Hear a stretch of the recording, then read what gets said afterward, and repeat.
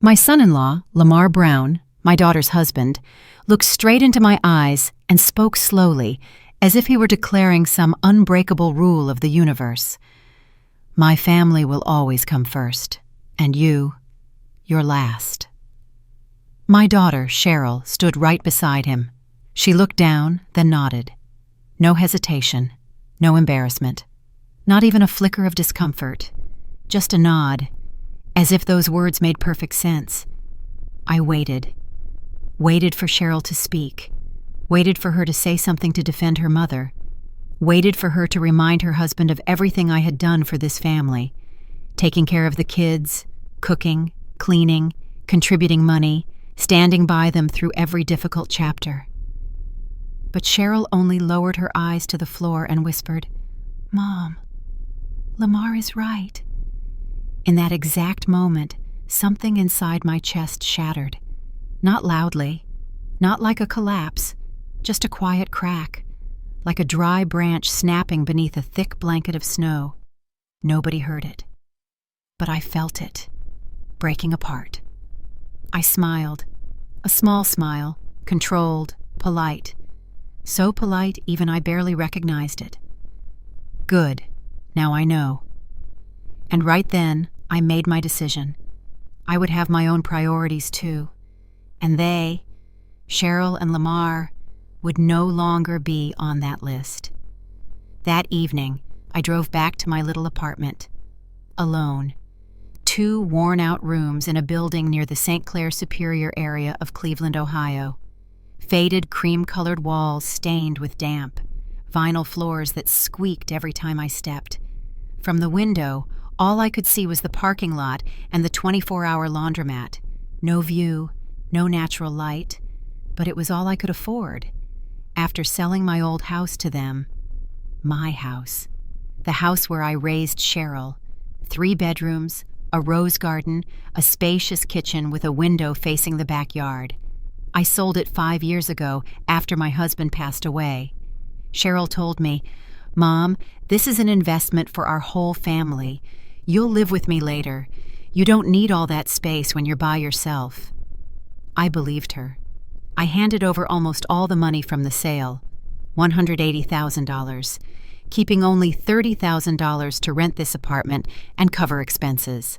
They bought a 2-story house in a gated community, 4 bedrooms, 2.5 bathrooms, a 3-car garage, a backyard with a swimming pool. Every Sunday I came over to watch the kids, Talia and Kendrick. On Saturday nights I cooked in advance, meatballs, chicken and rice, vegetable soup.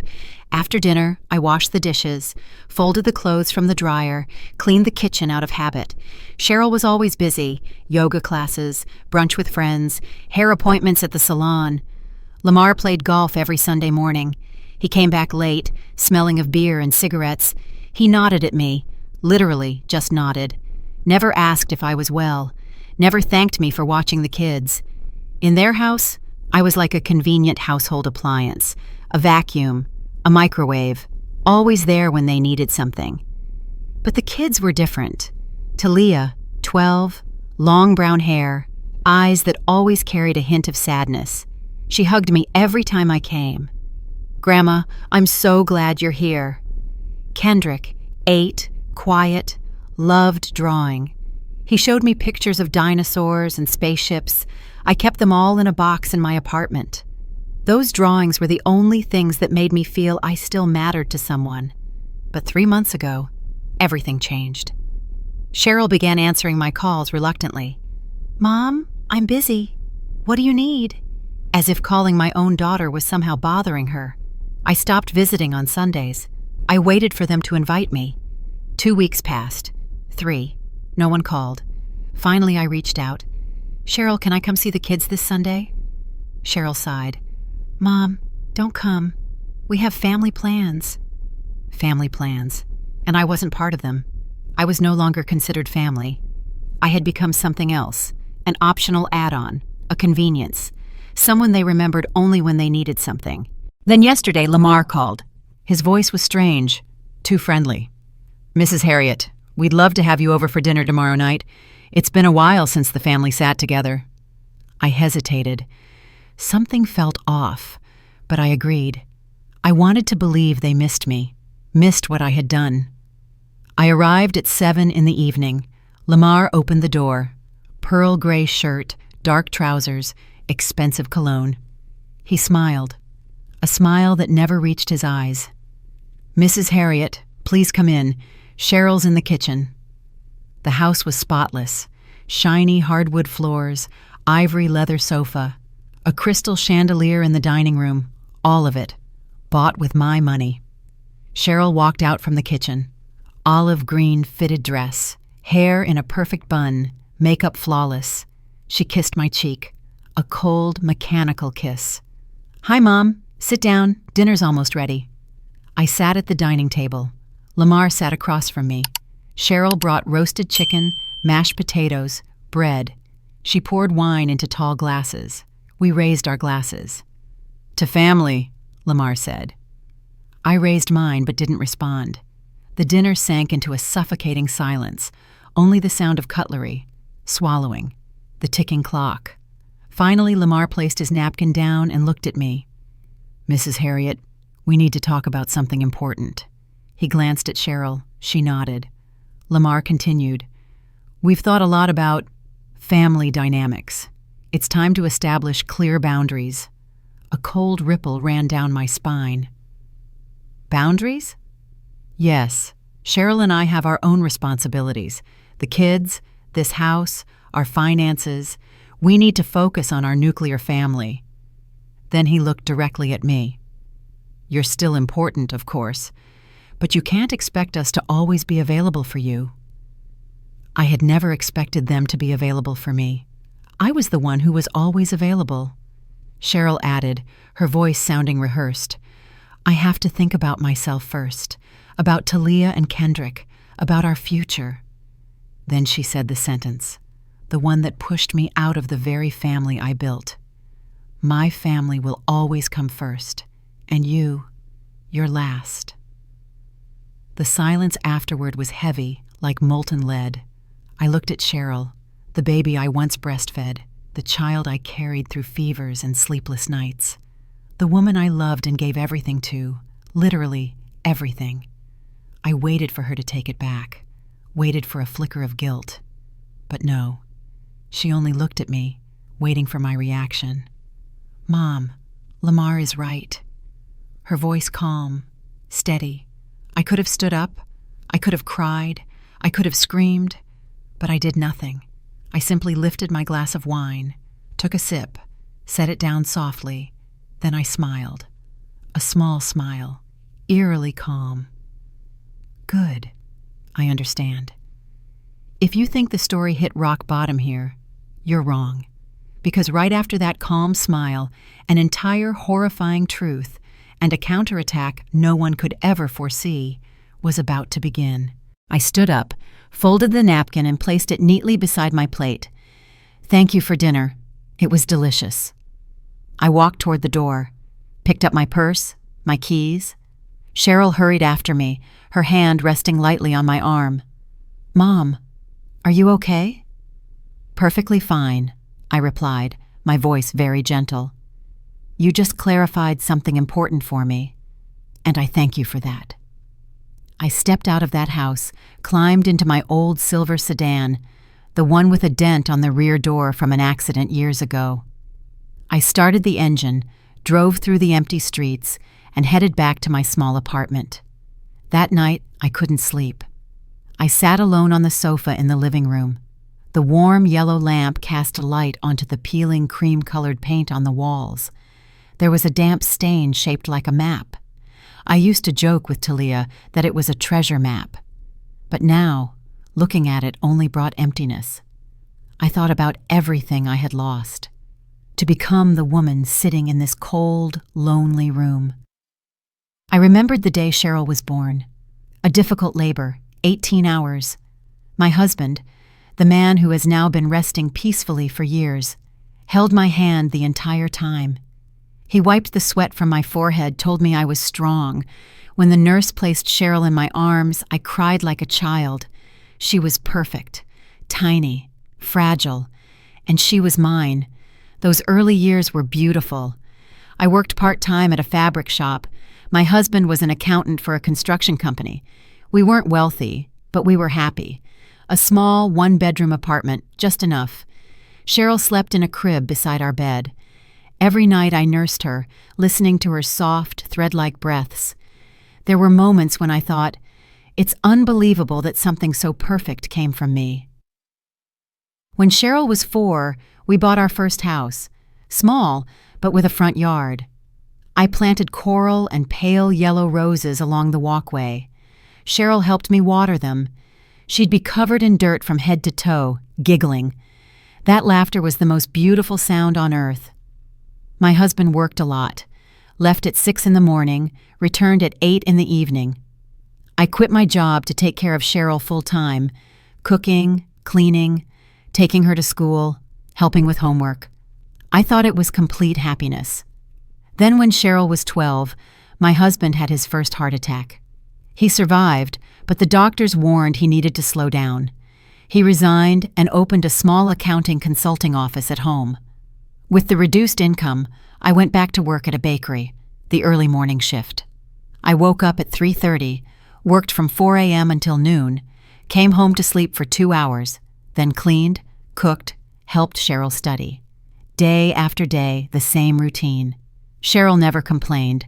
She was a good student, organized, but when she entered high school, she became distant, locked herself in her room for hours, spoke little at dinner. Whenever I asked, "Are you okay?" she only answered, "Yes, Mom, I'm fine." But her eyes said otherwise. At 17, Cheryl met Lamar. He was 2 years older, studied business administration, came from a wealthy family. His father owned a chain of hardware stores. Lamar drove a new car, wore designer clothes, took Cheryl to restaurants I had never stepped foot in. I always felt something off, the way Lamar looked at me, as if assessing me, categorizing me, as if I were beneath him. But Cheryl loved him, and I wanted her to be happy. They married when Cheryl was 23. I organized the entire wedding myself, rented the venue, hired the catering, the flowers. I paid for everything with our savings, $12,000, 10 years of sacrifice. But it was my daughter's wedding. I wanted it perfect. The wedding was beautiful. Cheryl in her ivory lace gown. She glowed. She walked down the aisle with her father. I cried from happiness. After the wedding, Cheryl moved into a small apartment with Lamar. I visited every week, bringing food, helping clean. She seemed happy, but there was always a subtle sadness in her eyes. 2 years later, Talia was born. A pregnancy filled with complications, high blood pressure, risk of preeclampsia. Cheryl was bedridden for the last 3 months. I came every day, cooking, cleaning, shopping. Lamar worked all day, rarely checked on her. When Talia was born, I was at the hospital. An emergency C-section. I waited outside the OR for 2 hours that felt like 2 years. Finally, the doctor came out. Mother and baby are safe. When I entered the room, Cheryl was pale but smiling, holding Talia to her chest. "Thank you for being here," she said. I stayed many nights, rocking Talia to sleep, changing diapers, mixing formula. Lamar slept in the living room to wake up early for work. 3 years later, Kendrick was born. Another difficult pregnancy, another C-section. I was there again, cooking, caring, cleaning, like an invisible pillar holding everything together. Meanwhile, my husband grew weaker. His heart was failing. The doctor recommended a valve replacement, $45,000. Insurance covered only half. I asked Cheryl for help, since she and Lamar were earning well then. "He's your father," I said. "He needs this surgery to live." Cheryl talked to Lamar. In the end, they said they could only lend $5,000. "We have our own expenses, Mrs. Harriet. Kids, mortgage, bills. We can't do more."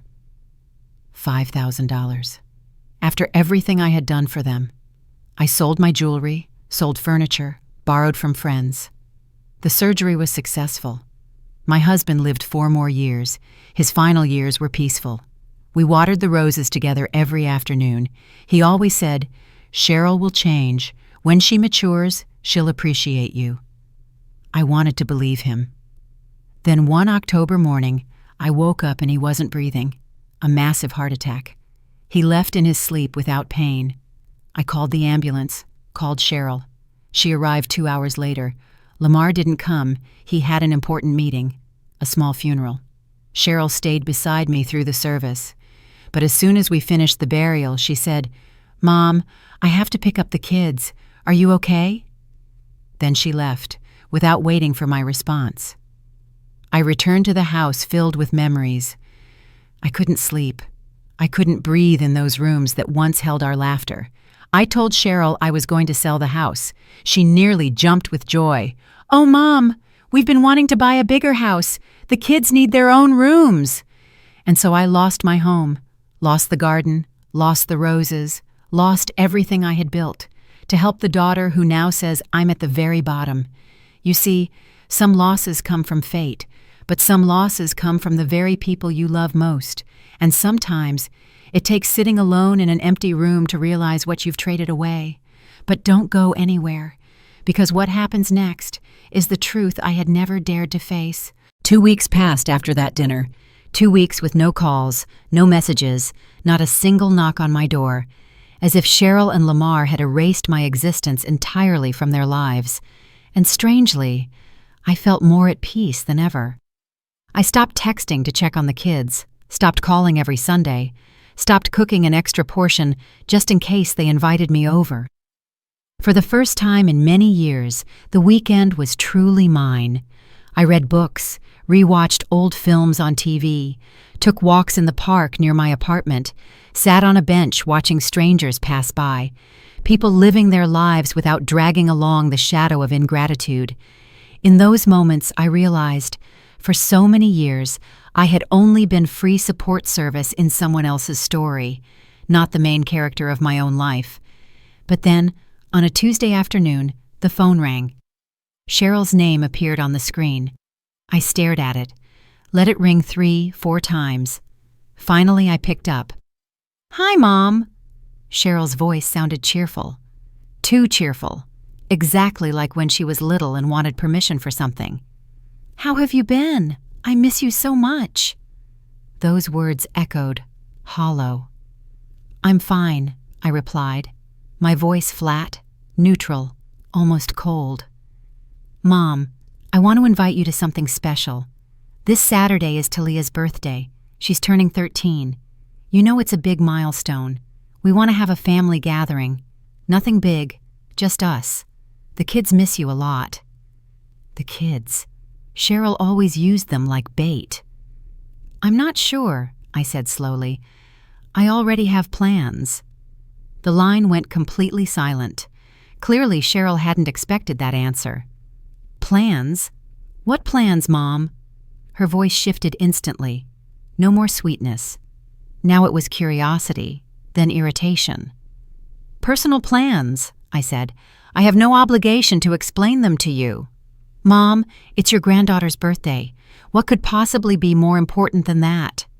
This time, her tone carried an accusation, as if I were the one at fault for not immediately rearranging my life around their needs.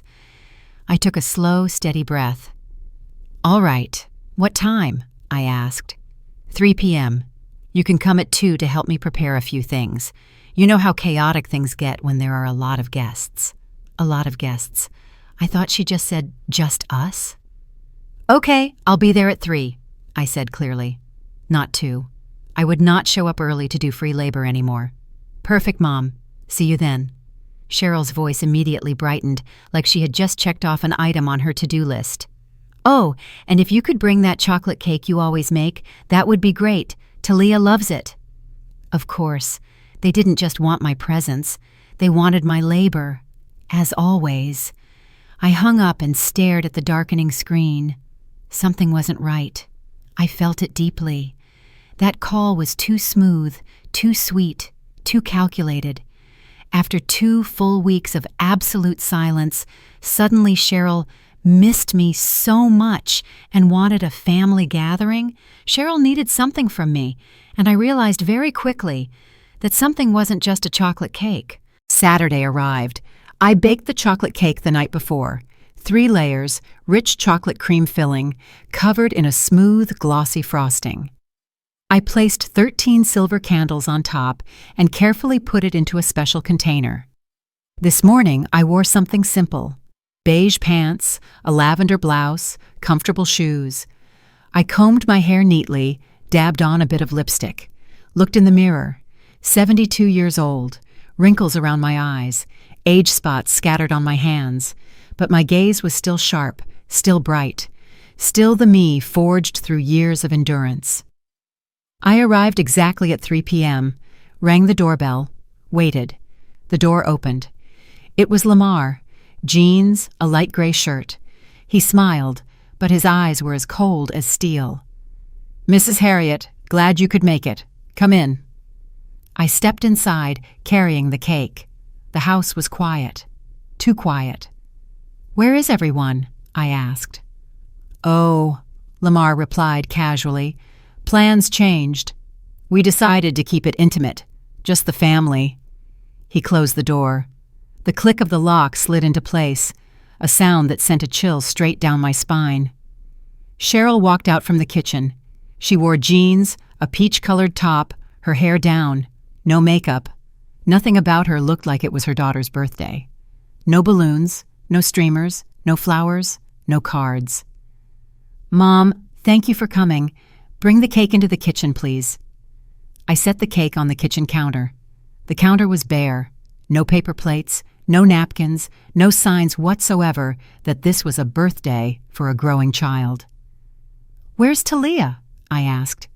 "She's upstairs with Kendrick. She'll come down later," Cheryl answered, arms crossed. Lamar leaned against the counter, fingers interlaced. They both looked at me the way people look at a document waiting to be signed. No emotion, no warmth, just waiting to deliver the announcement. The air felt thick. I knew. This was the real reason for the invitation. "Sit down, Mom," Cheryl said. "We need to talk." I sat down at the dining table. Cheryl and Lamar sat across from me holding hands, a clear, united front. For a brief second, I looked at the two people in front of me and wondered, how did we go from the day Cheryl was born in my arms to this? But the moment passed, quickly, because what they were about to say closed the door on every good memory that remained. "Mom," Cheryl began, her voice steady as if reading from a script. "We've been thinking a lot about what we talked about last time, about establishing boundaries, and we think it's very important to clarify our expectations." Expectations. What a convenient word. Lamar cleared his throat. "Mrs. Harriet, we really appreciate everything you've done for this family. Truly. But sometimes you seem to have certain expectations of our time, of our attention, and that can be complicated." I looked straight at him. "I've never asked for anything, not even an occasional phone call."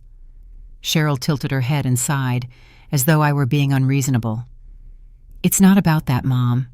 It's just, we need space. We need you to respect our boundaries." "What boundaries?" I asked. "Spell them out for me." Cheryl and Lamar exchanged a look, a silent cue. Then Lamar spoke. "We want you to stop coming over on Sundays expecting us to invite you for dinner. We want you to call, no more than once a week, and we want you to understand that we're not always available to spend time with you." Every word felt like a pair of scissors cutting through the last threads holding us together, and Cheryl added, "And, Mom, please don't bring food every time you come. It makes Lamar feel like you're criticizing my cooking." I had never criticized anything. I cooked because I loved them, because I wanted to help, because I thought, wrongly, that this was what family did for each other. "Understood," I said, standing up. "Can I see Talia before I go?" I asked. Cheryl answered so quickly I knew the line had been prepared in advance. "She's busy with her own things. Maybe another time, Mom." Another time. That time would never come. "The cake is in the kitchen," I said. "Enjoy." I walked toward the entryway. Cheryl followed. "Mom, don't leave while you're upset," she said. her voice anxious. Not worried for me, but for how she might look. "I'm not upset," I replied. "Everything is very clear now." I placed my hand on the doorknob, then turned back for one final question. "Today, was it really Talia's birthday?" Cheryl lowered her eyes, said nothing. I didn't need an answer. The entire thing, just a lie to lure me here, to sit me down and tell me that I was a burden. I stepped outside, got in my car, started the engine, and as I drove away from their street, I felt one thing clearly: no more sadness, no more hope, no more waiting for them to change. Only a decision. If I am a burden in their lives, then they will no longer be part of mine forever. I got back to my apartment and locked the door, took off my shoes, sat down on the sofa, tilted my head back and stared at the ceiling. The cracks stretched into winding lines like dried-up rivers on an old map. I inhaled deeply. Once, twice, 3 times. Something had ended, but at the same time, something else had just begun. I stood up, walked into my bedroom, and opened the bottom drawer of the old wooden dresser. That was where I kept all important documents: papers from the old house, Cheryl's birth certificate, my husband's death certificate, and a manila file I hadn't touched in 5 years. I took it out and placed it on the bed. Inside were all the documents related to the sale of my house: the contract, the bank transfer order, the receipts, everything clear as day. $180,000 transferred straight into Cheryl and Lamar's account. And in the corner of the page, the line I had written myself: "For the down payment on your new home. With love, Mom." I sat on the edge of the bed, flipping through each page. Dates, signatures, numbers, all of it cold as a razor blade, and each sheet a reminder that I had given love and they had given silence. I set the file aside and picked up my phone, scrolled down near the bottom of my contacts. The friend I hadn't called in over 5 years, Dr. Patrice Hollowell, my former neighbor in Glenville, Cleveland. The last time we spoke was at my husband's funeral. Patrice came, hugged me for a long time, and said, "Harriet, if you ever need anything, call me." I dialed her number. It rang 4 times. "Hello?" Her voice was still deep, still warm. "Patrice, it's Harriet." A second of silence. Then an excited burst of joy. "Harriet! Oh my goodness, it's been ages! How are you? Where have you been?" "I need to see you," I said. "In person." "Of course. When?" "Tomorrow." "Tomorrow." "That works. Come to my place. You still remember the address?" "I do." I hung up. Lay down on the bed, the manila folder pressed to my chest, closed my eyes, and that night, for the first time in weeks, I slept deeply, without dreams, without jolting awake. The next morning I woke early, showered, put on dark brown pants, a cream-colored blouse, and a light cardigan, held the manila folder tightly in my arms. I drove over 40 minutes back to my old neighborhood, where I had lived for 30 years. The familiar streets emerged, the bakery where I bought Sunday donuts, the park where I took Cheryl to play when she was little, the pharmacy where my husband picked up his monthly prescriptions. Every corner held a memory, a gentle tap on everything I once had and everything I had lost. I arrived at Patrice's house, a pale yellow 1-story home surrounded by a lush green garden. I knocked. She opened the door immediately. Patrice, 65, short curly silver hair, thick frame glasses, honey-colored eyes, a petite woman whose presence filled the doorway. "Harriet!" She hugged me tightly. She smelled faintly of coffee and cinnamon. "Come in, I just brewed a fresh pot." Her living room was filled with books, stacked to the ceiling, law, history, novels. Patrice had been a lawyer for over 40 years, retired for 5, but her mind was still as sharp as ever. We sat in the kitchen. She poured coffee into turquoise ceramic cups and placed a plate of oatmeal cookies in front of me. "All right, tell me everything," she said. "What's going on?" I told her.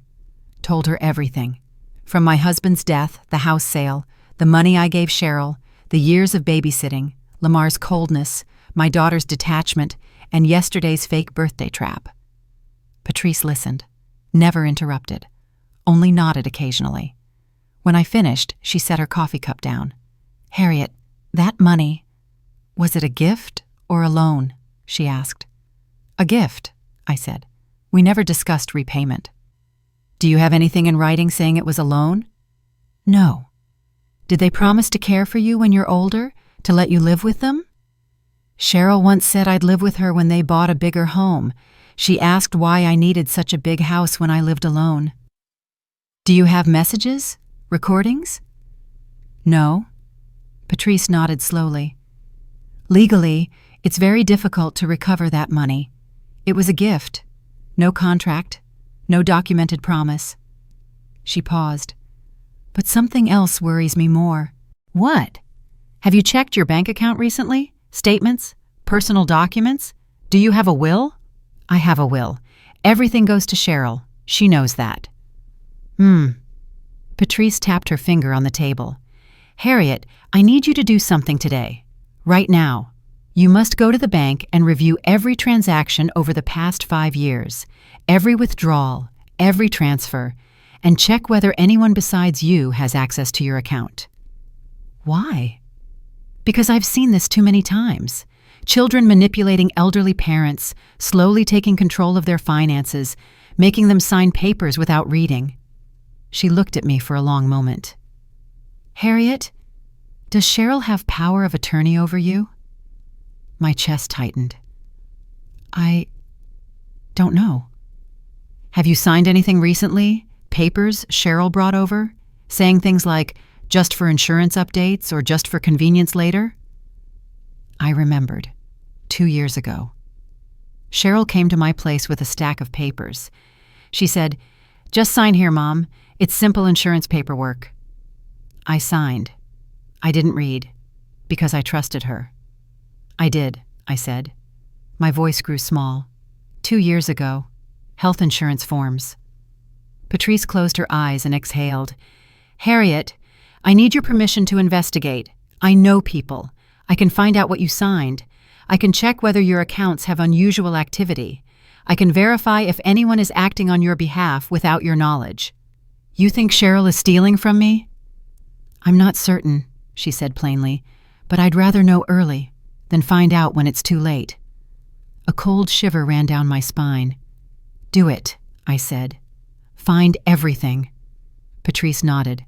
"I'll need bank statements, every document you have, and I need you to trust me." "I trust you." We spent the next 3 hours sitting amidst a sea of paperwork. Patrice photographed each document. She called her contacts, sent emails, verified details, asked questions, cross-checked information. I just sat there watching, feeling like my entire life was being flipped through, page by page, line by line, secret by secret, ones I didn't even know I had overlooked. Finally, she set her phone down. "I need 2 days," she said. "Come back Wednesday, same time." "And what do I do until then?" "Don't say anything to Cheryl or Lamar. Act normal. If they call, answer. If they invite you, accept. I don't want them suspecting that you're reviewing everything." "I understand." "If they ask for money?" "Say you don't have any," Patrice replied. "Say expenses went up. Make something up. But don't give them another penny." I nodded and stood.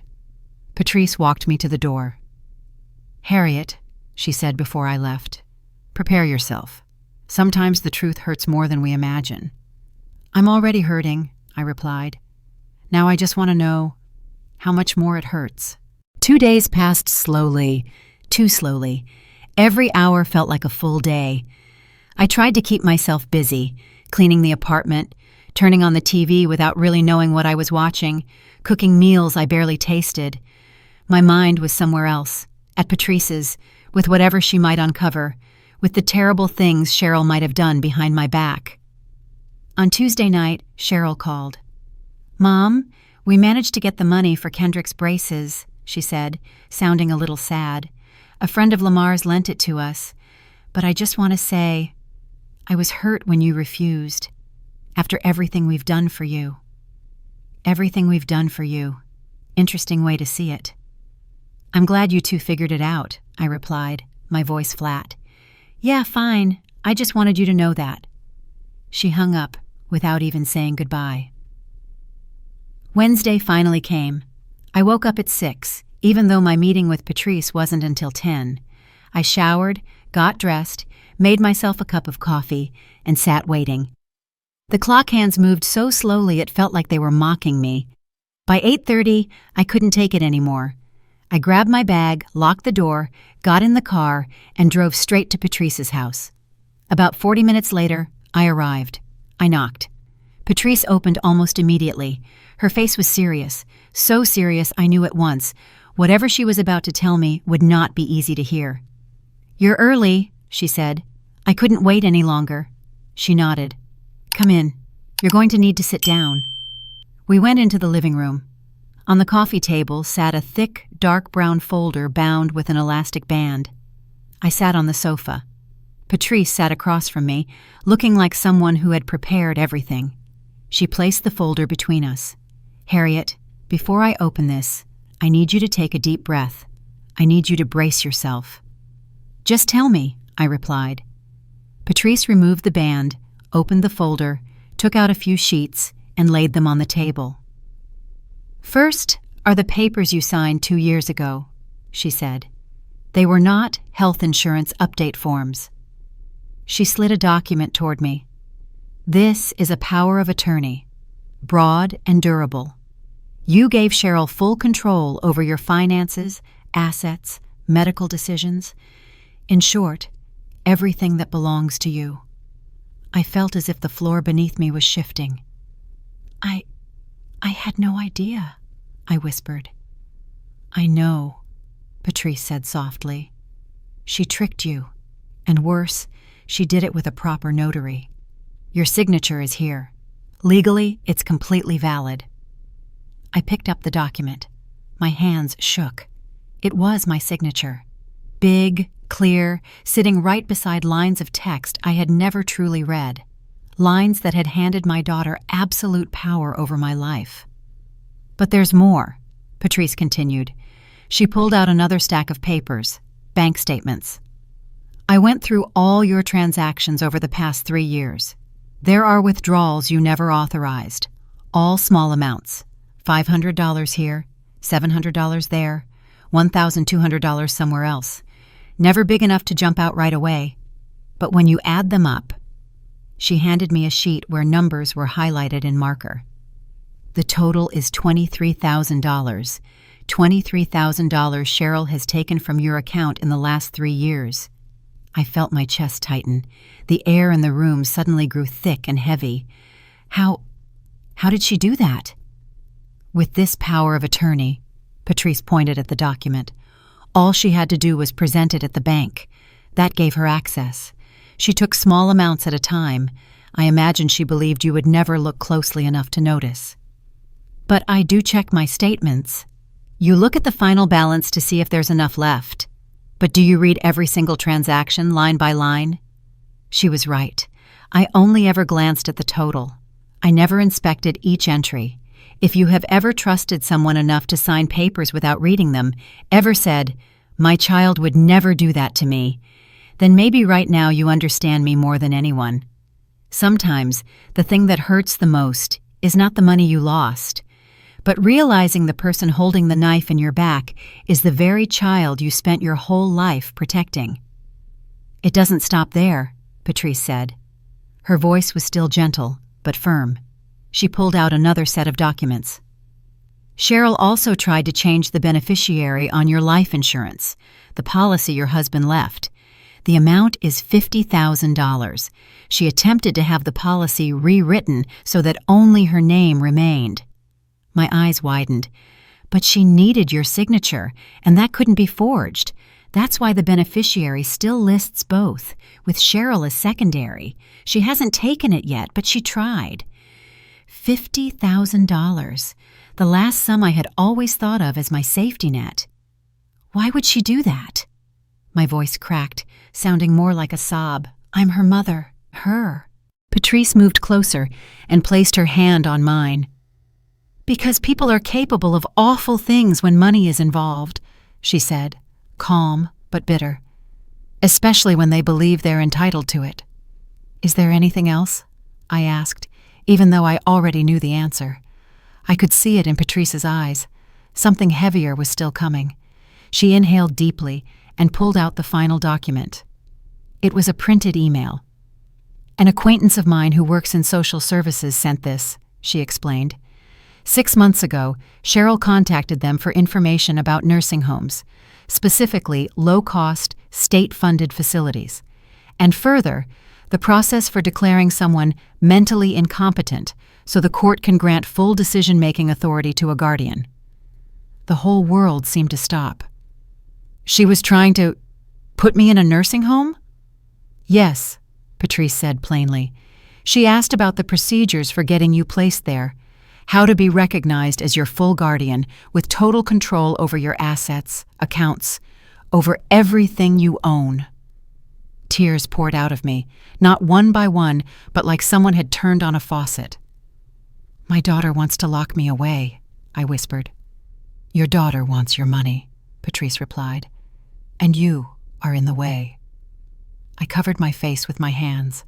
I cried for the baby who once slept with her arms around my neck, for the teenager who had sobbed in my lap over her first heartbreak, for the woman I had spent my entire life standing behind, who was now planning every step to strip me of everything. Patrice let me cry. She didn't offer hollow comfort. She simply sat there, silent but present.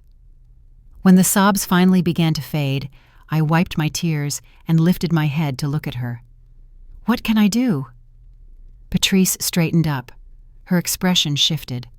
For a moment, the old friend disappeared, and in her place sat a seasoned attorney, sharp, relentless, focused.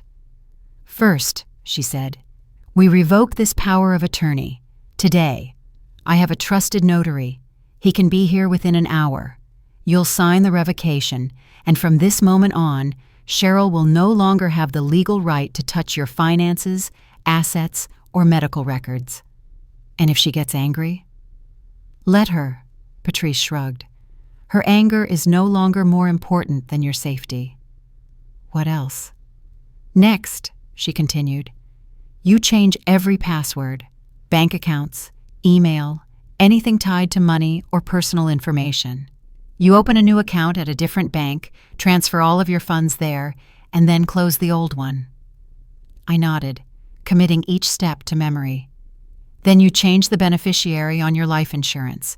Remove Cheryl entirely. If you want, list a charity, or leave it blank until you decide. But she must not be the primary beneficiary." "Okay," I said, my voice growing firmer. "And finally," Patrice paused for a moment, as if weighing her words, "we file a fraud report, elder financial abuse. We have evidence, unauthorized withdrawals, a power of attorney obtained through deception. Cheryl could face criminal charges, maybe even jail." I thought of Talia and Kendrick, my grandchildren, innocent in all of this. "What about the kids?" I asked softly. "They still have their father. They still have their paternal family.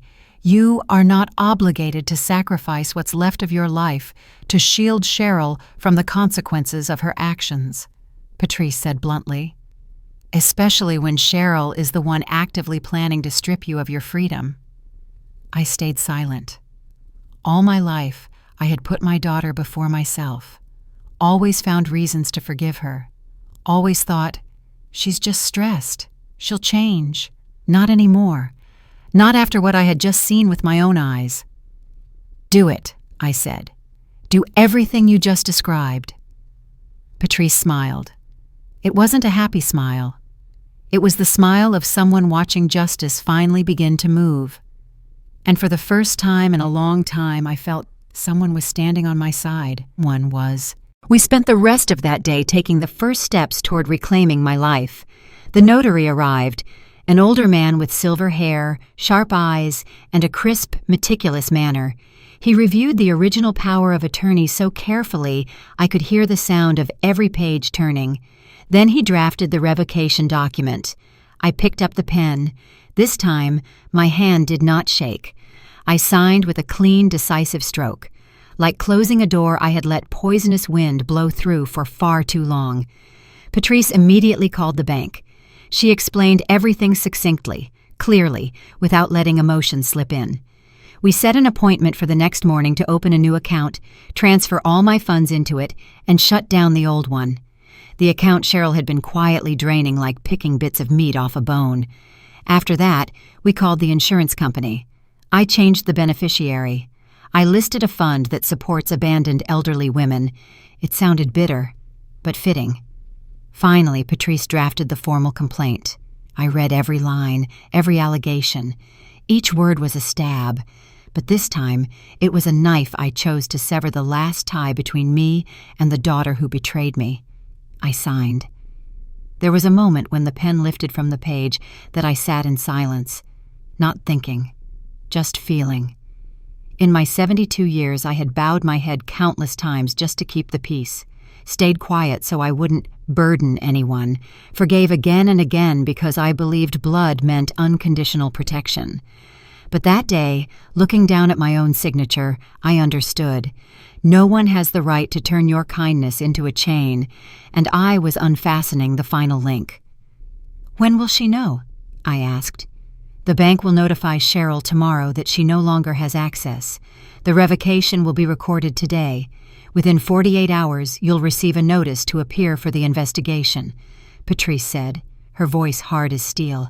"She might call me." "She might?" "Don't answer. Or if you do, don't argue. Just tell her she can speak to your attorney." I looked up. "My attorney?" Patrice smiled, the smile of someone who has been pushed to the bottom and clawed her way back up with her own hands. "That's me, if you want." "I want." We embraced, a long, warm hug that felt like closing a 20-year-old debt of the heart. "You already repaid me," Patrice said as we pulled apart. "When I got divorced, you gave me a place to stay, a meal, a lifeline. Now it's my turn." I remembered, so clearly, but hearing her say it still tightened my chest. I left her house at sunset. The sky was deep orange, streaked with slow-moving cotton-pink clouds. I sat in the car, hands resting on the steering wheel. For the first time in years, I felt something very close to power, very close to control, very close to hope. Cheryl had played her game, but now it was my turn, and I would not lose. That night I slept better than I had in months. No dreams, no jolting awake, just a deep, unbroken sleep, like the years before life became so heavy. The next morning I woke at 7. Golden sunlight streamed through the curtains, soft and gentle.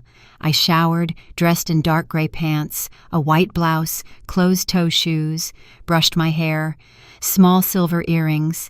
I looked in the mirror. Not a mother abandoned, not a woman deceived, a woman reclaiming her life. Finally. At 9, I arrived at the bank. This branch was nothing like the one I had used for years. Newer, cleaner, more professional. The manager was already waiting, a young man, about 30, charcoal gray suit, dark red tie. "Mrs. McKinnon, welcome," he said. "I'm Rory Benson. I was briefed by your attorney about the issue with your previous account." "That's right. I'm very sorry you had to go through that. Here, your money will be protected absolutely. Your new account will have 2-factor authentication. No one can make a transaction without direct confirmation from you." "Perfect," I said. We filled out the forms. I answered questions. Address, birth date, beneficiary list. I left it blank. "How much would you like to transfer from the old account?" "All of it. Every cent." Rory didn't ask why. He simply nodded and entered the request. $31,400. The final amount left after Cheryl had chipped away at it piece by piece. "The transfer will be completed within 24 hours. In the meantime, your old account will be locked from withdrawals. Would you like it fully closed? Yes, I'm not leaving a single dollar there. Understood. I'll process it today. He handed me my new card, temporary checks, access codes. If anyone attempts to access the old account, they'll receive a notice that it has been closed. They also won't be able to see where the funds were moved. Your information is fully protected. Thank you. I stepped out of the bank and stood at the top of the steps. I took a long, deep breath. Step 1, done. I drove back to my apartment. On the way, I stopped by a small electronics shop on the corner. I bought a new phone, prepaid, with a completely new number. This number would belong only to Patrice and a few essential services. No more letting anyone call whenever they wanted, barge into my life whenever they pleased. When I got home, I set the two phones on the table, the old one and the new one, like two different lives. I spent the next 3 hours doing just one thing, closing every door people used to walk through without permission. I changed my email passwords. I changed the passwords for my utility accounts. I even changed the password for my grocery store membership. Every password was a long, complicated string no one could guess. I wrote them all in a hardcover notebook and hid it somewhere only I knew. Then I called the insurance company again to reconfirm the beneficiary change. They sent a confirmation email. I printed it. The paper still warm, still smelling faintly of ink. That sheet went straight into the important documents folder. No longer just memories, but a shield protecting me. At exactly 2 p.m., the old phone rang. Cheryl's name flashed on the screen. I stared at the name, let it ring. Once, twice, 3 times, 4 times. On the 5th ring, I picked up. Hello? Mom! What did you do? Her voice cracked through the speaker like lightning. Loud, sharp, dripping with fury. What are you referring to? I asked, my voice calm. So calm, it surprised even me. The bank. I went to withdraw money, and they told me I no longer have access, that the account was closed. What is going on? I closed that account. Why would you do that, without telling me? I have no obligation to tell you anything about my own account, I replied. It is my account, my money. But I have power of attorney. I have the right to access it. You did, I said slowly. Not anymore. I revoked that power of attorney yesterday. Silence. A heavy silence, thick enough for me to hear my own breathing. What? Her voice dropped, no longer shouting, but far more dangerous. I revoked the power of attorney you brought me 2 years ago, I continued. The one you said was just medical insurance paperwork. The one you used to steal $23,000 from my account. Steal? I didn't steal anything, Cheryl screamed. That money was for family expenses, for the things we needed. For things you never asked me about, I said. For withdrawals you made without permission. I'm your daughter. I don't need permission. Yes, I said, voice cold but clear. You do. And now you no longer have that privilege. I heard her breathing quicken, short, sharp gasps, like she was pacing the room, cornered. And in that moment, I realized something had completely reversed. Years ago, whenever Cheryl raised her voice, my heart softened, my knees weakened. I was always the one apologizing, even when I wasn't wrong. Always the one saying, "Let it go, she's my child." But now, hearing her shout, I no longer felt like the one who had to bow. I heard something else instead. The stark truth. The daughter I raised had grown so accustomed to controlling me, she believed betrayal was her right. And that was the moment I knew I would never return to the place she kept me. Never. Mom, Cheryl switched tactics, lowering her tone, trying to sound gentle. I don't know who's putting these ideas in your head, but you're making a mistake. I'm only trying to help you, to protect you. Protect me? I repeated. By researching low-cost nursing homes? By learning how to have me declared mentally incompetent so you could take full control of my assets? This silence lasted even longer, long enough for me to picture her expression, panic, calculation, then pivoting to find a new angle. "Who told you that?" she burst out. "It doesn't matter who told me," I replied. "What matters is that it's the truth." Cheryl switched tactics again. Her voice softened, syrupy, false, reminding me of the times she sweet-talked me as a teenager to get money for school trips. "Mom, please, let's talk calmly. Come to my house. We can sit down and discuss this like adults." "I'm not coming to your house," I said, "and there is nothing left to discuss."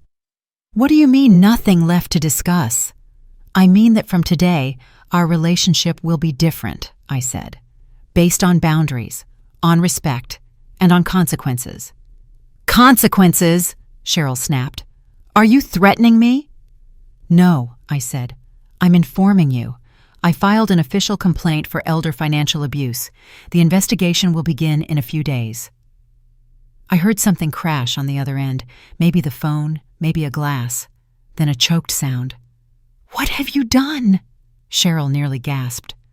"What I needed to do," I said softly, "to protect myself." "You can't do this to me. I'm your daughter. You have to think about Talia and Kendrick, about how this will affect them." There it was, the final weapon, the children, used as shields once again. "You should think about them," I replied slowly, "before you stole from me, before you tried to put me in a nursing home, before you treated me like a walking ATM. Mom, I'm begging you, withdraw the complaint. We can handle this as a family." "We," I emphasized, "are no longer a family in the way you mean, Cheryl. You said it yourself. Your family comes first. I come last, remember?" "That was a misunderstanding. I didn't mean that." "Yes, you did," I said, "and I believed you. I'm simply acting accordingly." Her voice turned icy. "If you keep this up, you will never see the kids again. Ever. Do you understand?" The threat I knew would come eventually finally arrived. "If you use your children as weapons against me," I said slowly, "you only prove me right. That you are not the daughter I thought you were. That you are not worthy of what I gave you." "You'll regret this!" Cheryl screamed. "The only thing I regret," I said, "is not doing this sooner." I was the one who pressed the button to end the call. I powered off the old phone, placed it in a drawer like burying an old version of myself. I picked up the new phone. Its screen was blank. No missed calls, no messages, no demands for sacrifices. Only one thing remained. Silence. And a peace I hadn't touched in a very, very long time. The weeks that followed felt like a storm with no end. News spread faster than I expected. Small towns always work that way. Rumors travel farther than truth within hours. I received calls from people I hadn't spoken to in a decade. Old neighbors from Glenville, former co-workers from the bakery, even people who barely knew me beyond a polite hello. And every single one of them had the same question. "Mrs. Harriet, is it true your daughter stole from you?" I didn't hide. I didn't dodge. I answered plainly, "Yes." Some people sighed, sympathetic. "You did the right thing. No one, not even a daughter, has the right to treat you that way."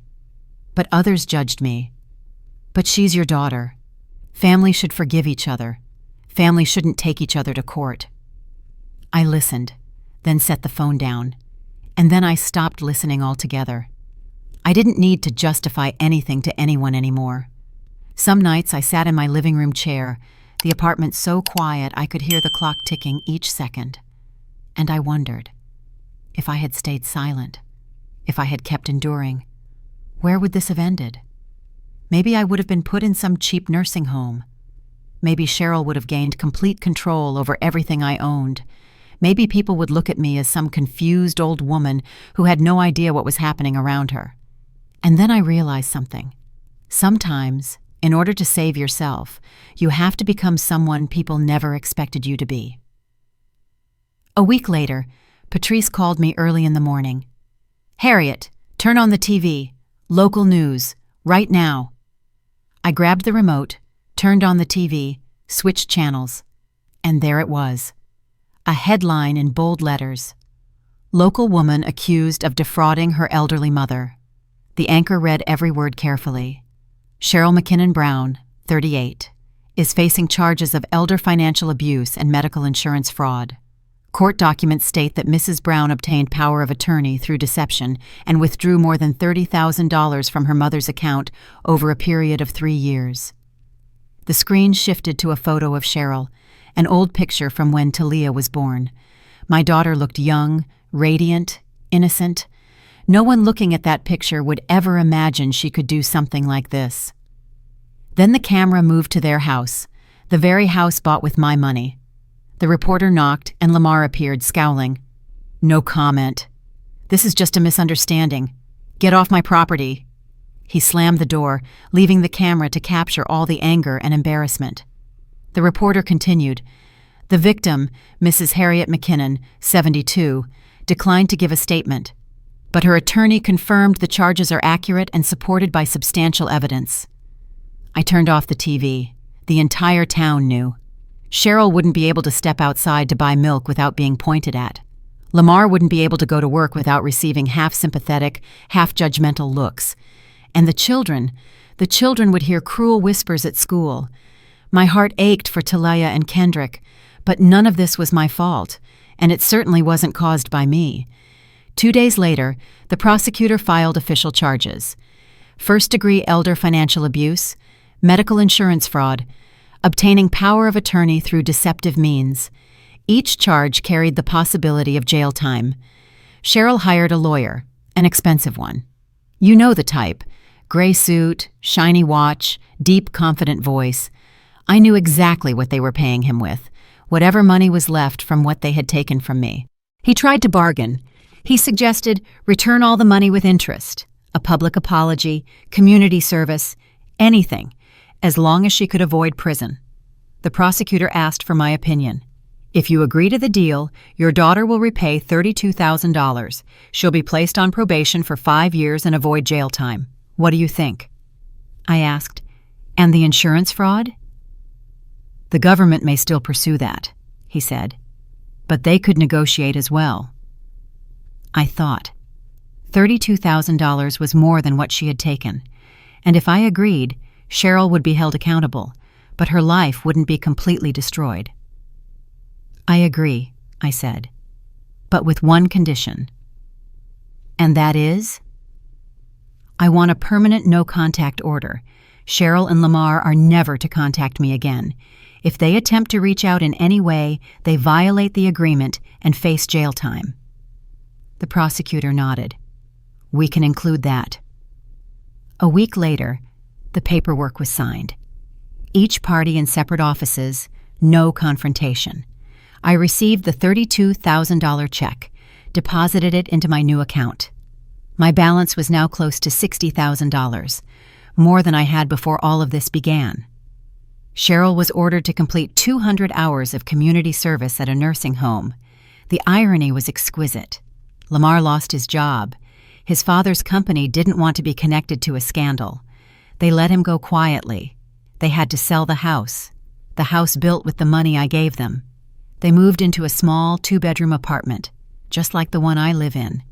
The children transferred schools to avoid bullying, to start fresh. And I watched everything from a distance. Not joyful, not triumphant, but not grieving either. I felt something else entirely, a strange, steady calm. The calm of someone who finally understood that justice, slow, painful, heavy, had at last found its rightful place. 3 months after the settlement, I woke up one morning with the feeling that something was different. The light coming through the window looked the same as always, but to me, it seemed brighter, warmer. Or maybe the light hadn't changed at all.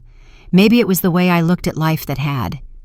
I got out of bed, made myself a cup of coffee, then sat down by the familiar window.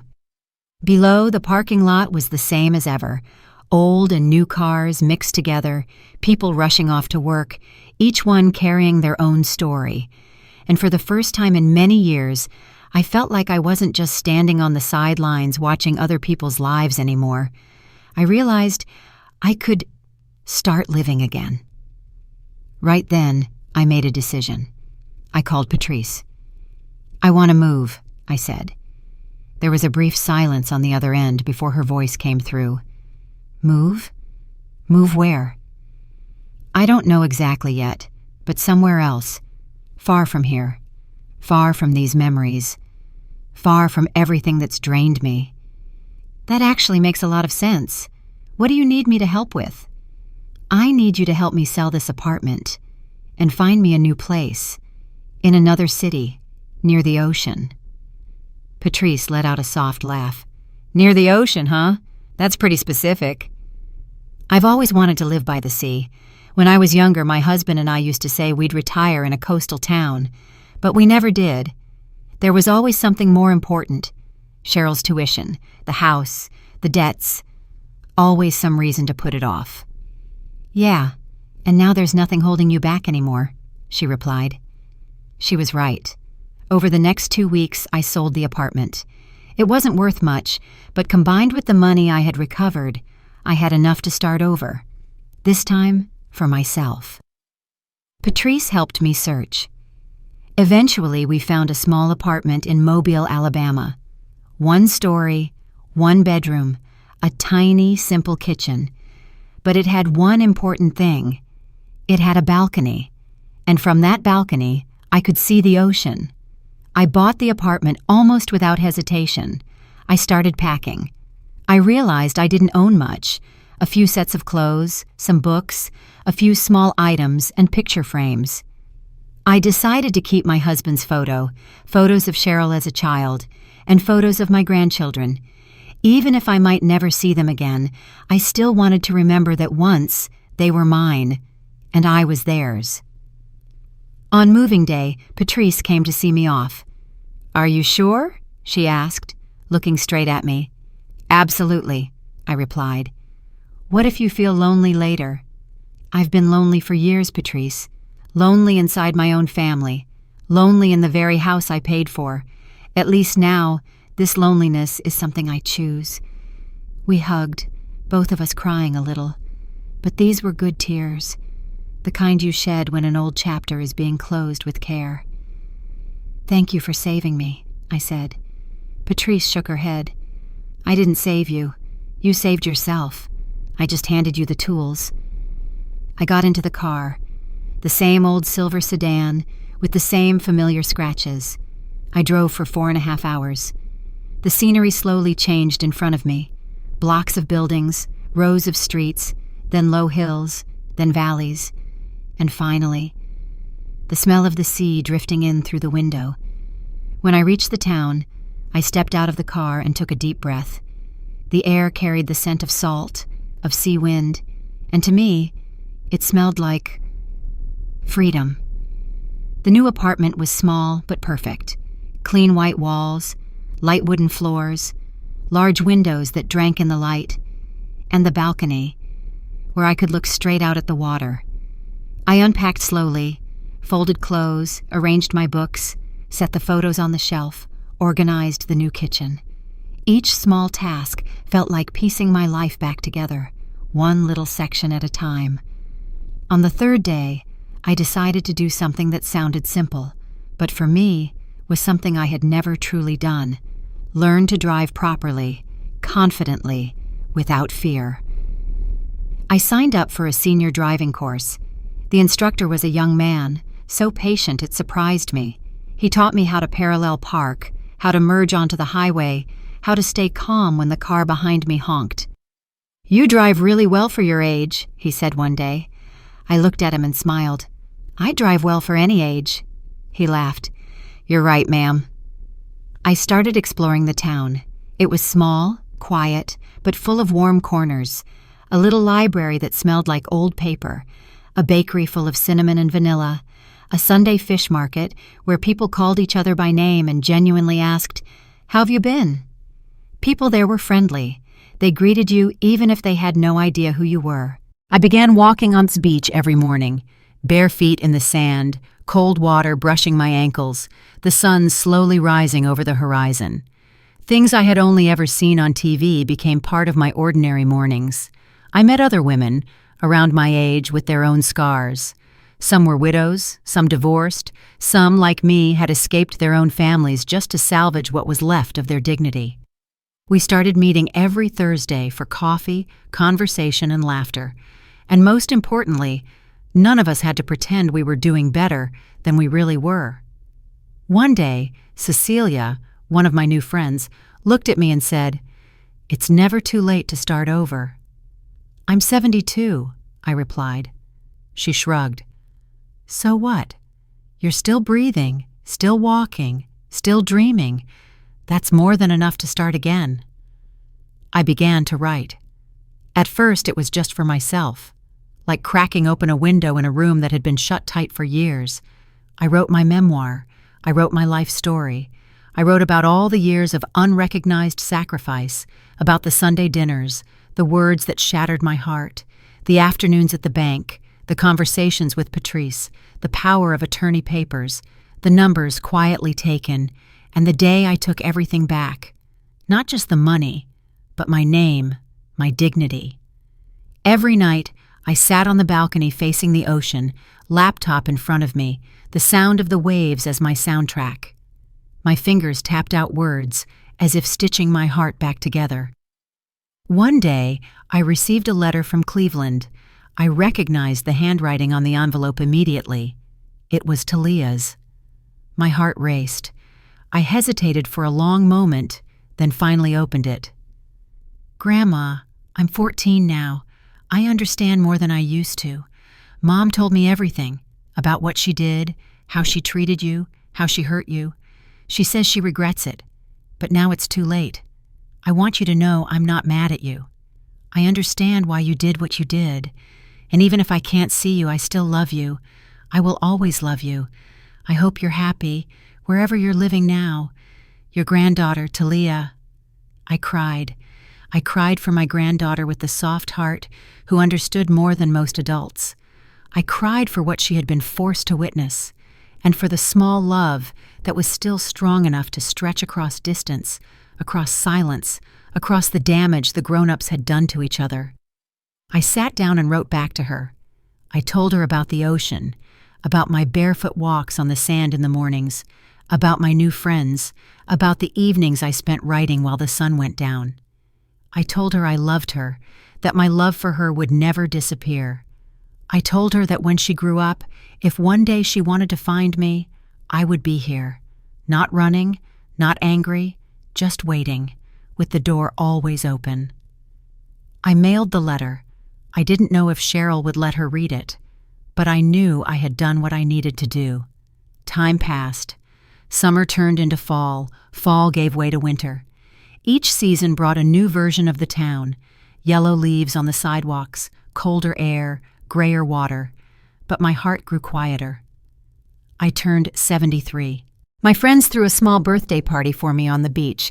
There was chocolate cake, a few candles that the sea breeze kept blowing out, laughter blending with the sound of the waves, and off-key birthday singing that was imperfect but sincere.